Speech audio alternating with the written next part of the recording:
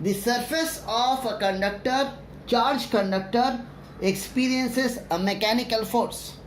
Now we want to find that mechanical force.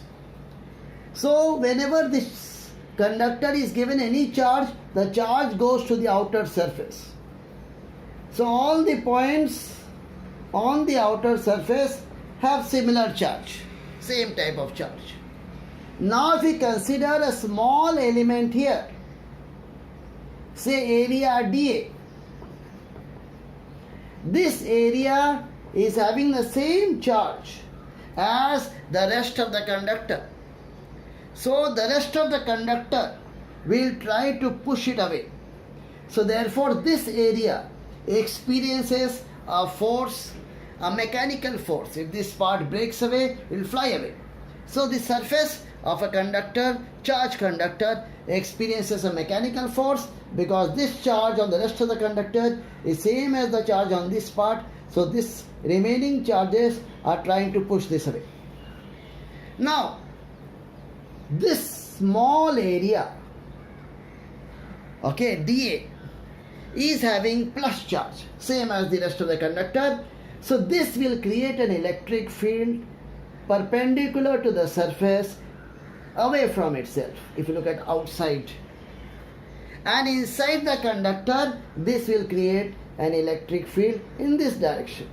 This is the electric field due to that dA.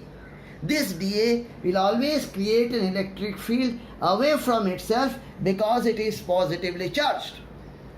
Now the rest of the conductor will create an electric field, say E2, in the same direction outside. So whatever electric field this dA is creating, the rest of the conductor will also create electric field in the same direction as far as outside the conductor is concerned.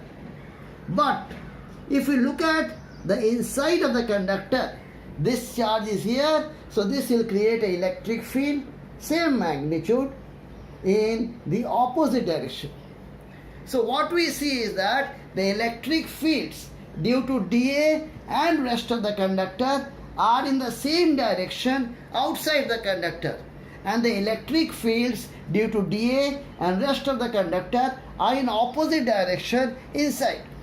We know that the electric field outside a conductor near the surface of a conductor is given by sigma by epsilon naught, and the electric field inside a conductor is 0.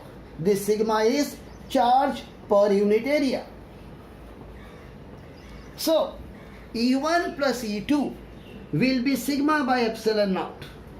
The net electric field is sigma by epsilon naught, and both the electric fields due to dA and rest of the conductor in the same direction, so they get added, and this is the equation. If you look at inside the conductor, they are in opposite direction, so the net electric field is E1 minus E2, and that is 0. So this is the situation inside, this is outside. Now solving these two for E1 and E2 is very easy because E1 will be equal to E2. So you put both of them equal. So 2E1 is sigma by epsilon naught. So E1 equal to E2 equal to sigma by 2 epsilon naught. So now we know the electric field due to this and this. Now because of the electric field due to the rest of the conductor, this dA will experience some force, and that force dF will be given by the charge dQ on that area multiplied by electric field E2. Electric field is force per unit charge, so charge into electric field gives us force. This is having some charge dQ, okay, area dA is having charge dQ, and rest of the conductor is creating some electric field there, E2, so this will give us the force. Now dQ is charge per unit area into the area dA of that element.